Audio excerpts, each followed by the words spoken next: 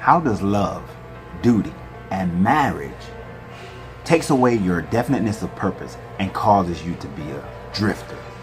Here's an excerpt from Napoleon Hill's Outwitting the Devil.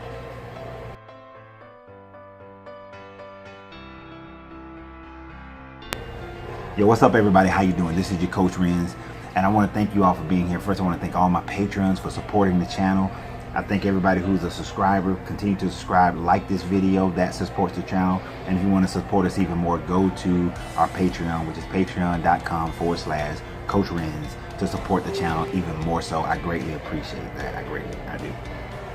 So, as I did my videos for Napoleon Hill's book, Outwitting the Devil, that we're going through on Patreon for most of our videos, I just wanted to take an excerpt of combining some things, of showing you how when you read these books that you can't just take a page, that you have to go back. So I was going back, and I'm going to take a few minutes to give you guys an understanding of that, but this is so vital.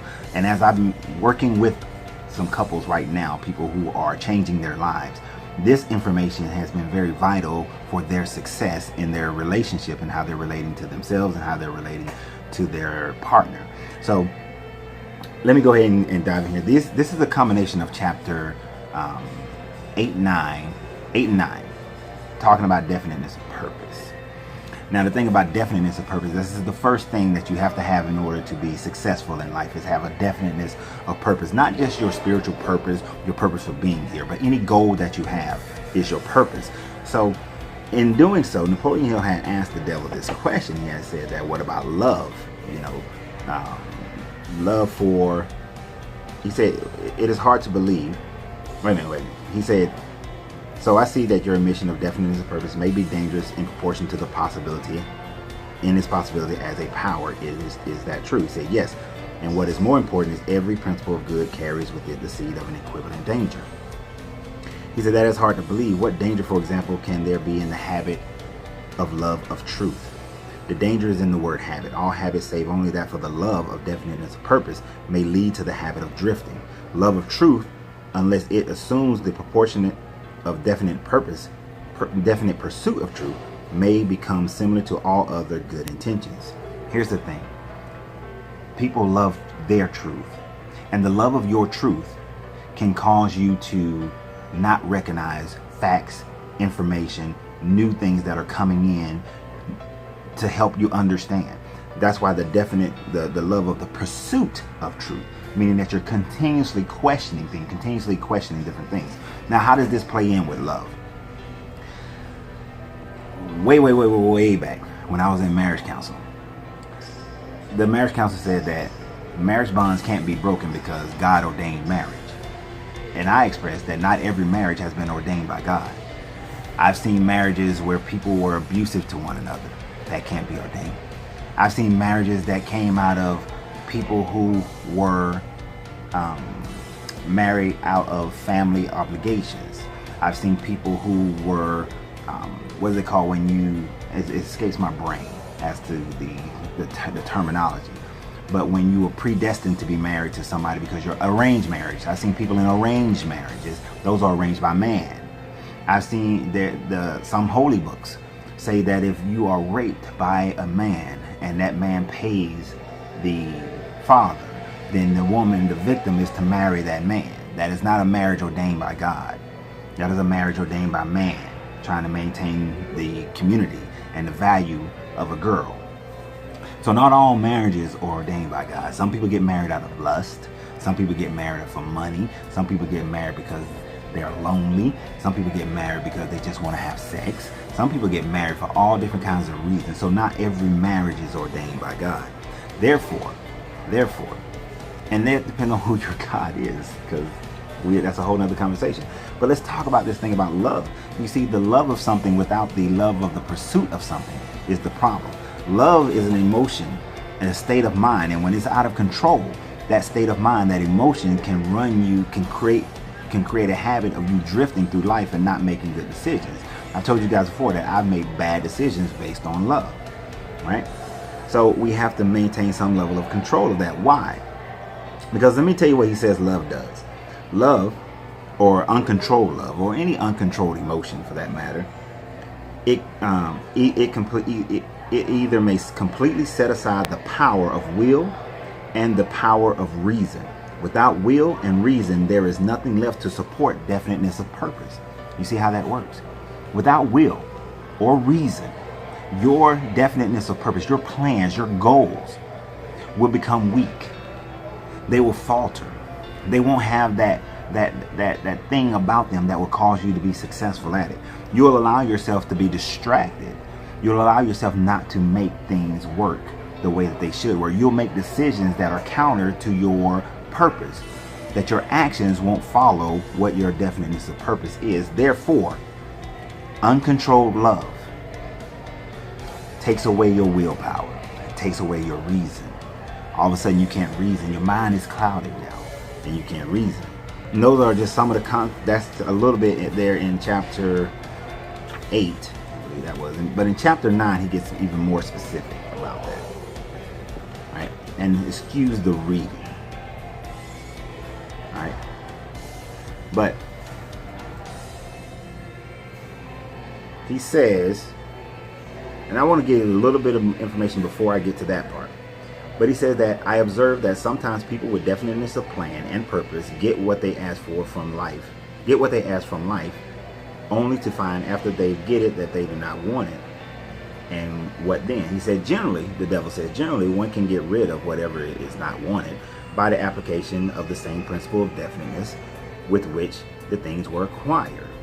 So just because things don't turn out the way you want them to turn out doesn't, if you have a definiteness of purpose and you're working through it, you use the same methodology to rid yourself of those things. But the devil continues to say a life that is lived with fullness of peace of mind, contentment, and happiness always divests itself of everything it does not want.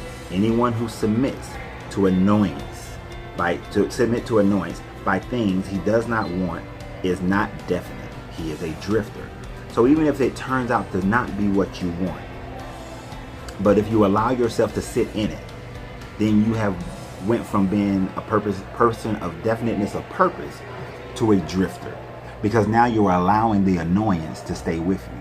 You are now allowing that annoyance to disrupt your peace of mind, your contentment, and your happiness now is gone because you're unwilling to divest yourself of the annoyances, of the things that, okay, I thought it was going to be one way, but it turned out to be another way. And since it did, it's time for me to depart. I've told you guys before, in my second marriage, everything for the first year was exactly what I was looking for to make me happy. She did and said everything that I was looking for because I expressed what I was looking for in the beginning. And she did it very well. It wasn't until 4 years later that she said, I thought I was going to be a certain way in marriage, but I realized that I'm not. And it was between those 4 years is when we was going through the counseling and the practice and the process of why things had changed as soon as we got married. So after that realization occurred in 2014, I knew I had to divest myself of what was not for me. Hence, not all marriages are made in heaven. Hence, I can't allow love to determine whether or not I can't allow love to take away my power of reasoning. So I had to end it. Then he goes on and said, what about married people who cease to want each other? Should they separate? Or is it true that all marriages are made in heaven? And the contracting parties are therefore forever bound by their bargains, even though it may prove to be a poor one for both. The devil says, let me correct that old saying that all marriages are made in heaven.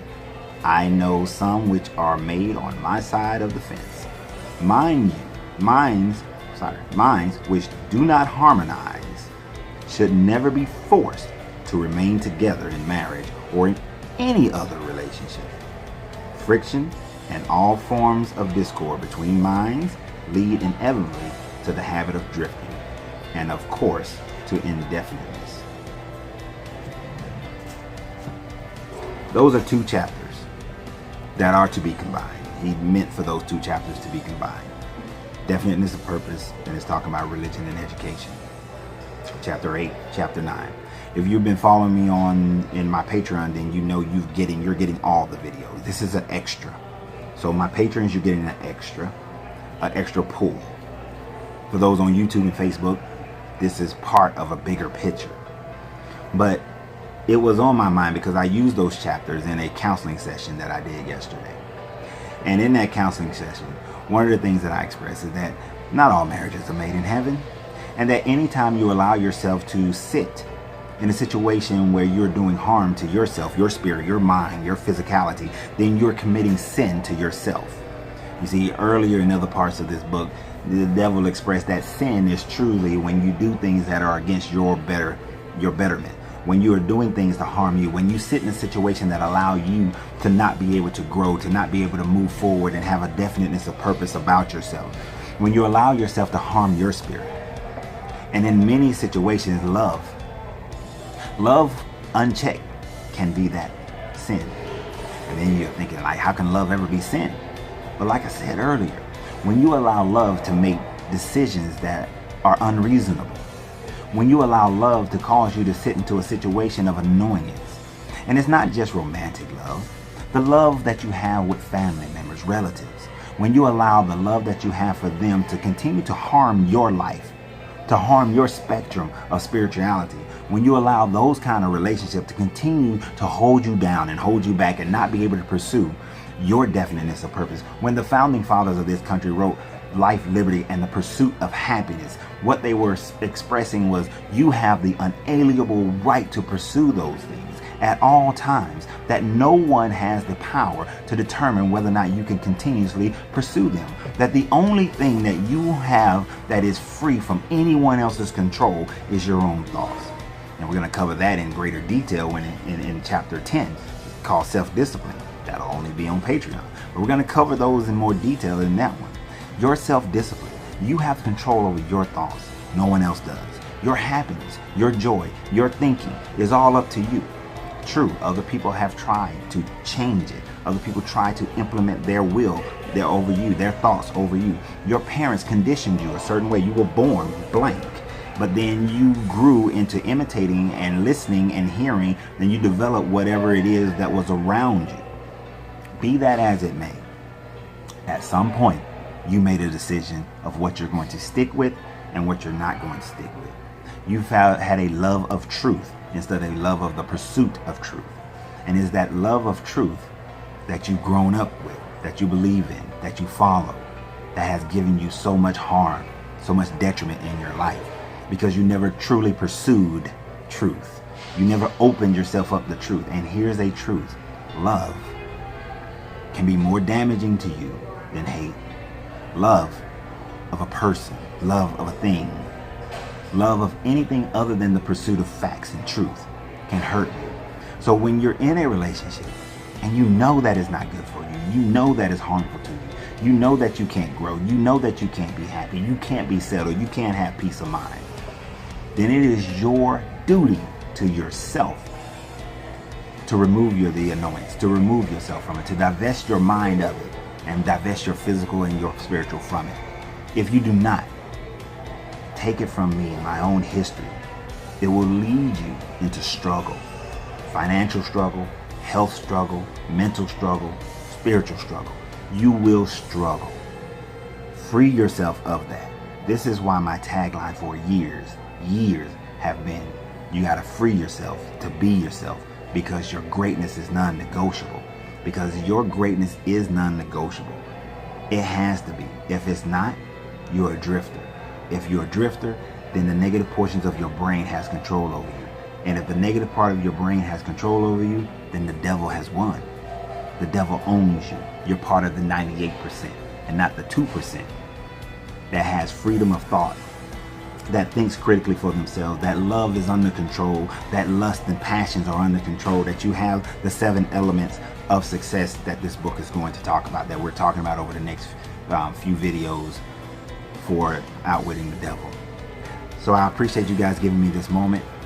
Go over to Patreon if you want to continue this study with us. There'll be excerpts that will be free on YouTube and Facebook, but for the most part, self-discipline, this very vital information on self-discipline will only be available on Patreon. So I look forward to it. That video will get recorded later on today. You guys have a great day. Remember, you have to free yourself to be yourself, because your greatness is non-negotiable.